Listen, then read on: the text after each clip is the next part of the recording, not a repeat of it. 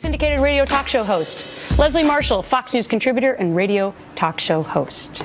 Chris, do you believe, Josh Earnest, that this shouldn't be a deal breaker for other common ground? It's designed to be a deal breaker. It's designed to blow up Washington. It's designed to be poisonous. It's quite deliberate. And I love oh, well, we're not going to tell you what's in it. We've got to sign the executive order to find out what's in it routine, which is, of course, reminiscent of Nancy Pelosi before the health care thing. No, this is, you invite Democrats only over to the White House tonight.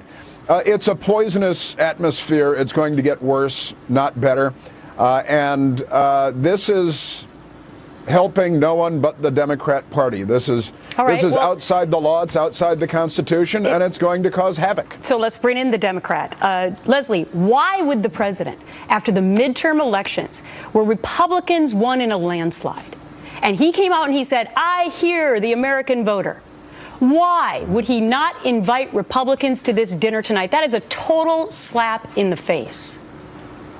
Well, Gretchen, you're taking all my talking points today, girl, because I agree with you there. I mean, look, I'm a Democrat, and we got slaughtered in the midterm election, and the president did hear the people and did say he heard the people, and it actually looks better for him, if no one else, and Democrats, and will appease the people left and right in this country. And in between, if you say, look, you know, the invitations went out to everybody. We sat down, we had a meal, we talked. It doesn't necessarily change anybody's opinion. But at the end of the day, these executive actions don't have to be taken if the House would vote on this. And Chris, I think you would agree that there's a lot in this legislation that both sides can agree on. As we saw, the Republicans, the 16 of them in the Senate that voted in favor of this, are not all extremely moderate Republicans. Many of them are very conservative. But it's very interesting because I don't know if this is totally a done deal yet, Chris, because Josh Earnest said that they're going to release the legal justification a little bit later on. And remember, you know, he also was very smart in saying that Mitch McConnell had already gone on the record as saying he's not going to shut down the government, right?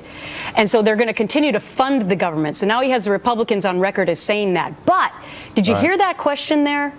That possibly Republicans could fund the government but not allow this executive action to go forward, correct?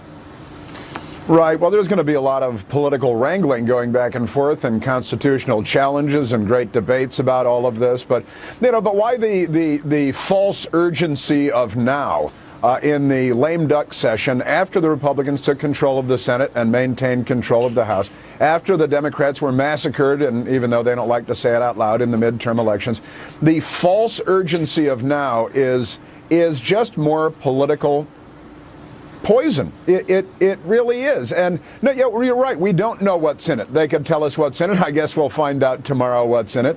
But this is all about party and party politics, hopefully. And it's not for the betterment of the country. All right. This is all about politics and the party. All right. So just moments ago, another breaking news situation, because Vermont announcing that Obamacare architect Jonathan Gruber will no longer work on the state's plan to set up a single-payer health care system, although his team at MIT will keep working on the state contract. Meantime, with all the videos coming out of Gruber calling Americans stupid, Leslie, members of the mainstream media are bending over backwards to explain why they are not covering Grubergate. Listen to this. I'm not saying it's not a story. Look, I'm not in charge of any of those network newscasts. But what is the news today of that? It's a political story.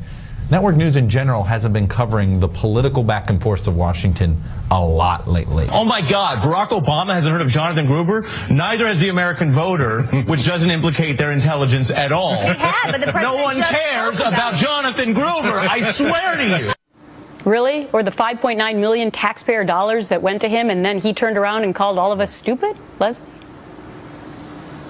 Well, I have to say, you know, I got a lot of grief the other night on the Factor for saying, you know, why are the Democrats lying to themselves? And I am a Democrat with regard to Gruber. I mean, the comments are hurtful.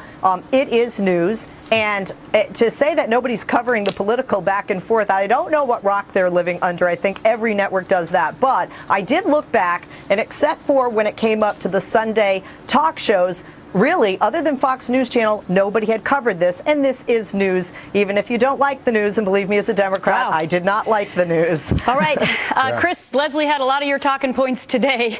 She's agreeing with you a lot on this. Let's see what the president actually says tomorrow night. Thanks, panel.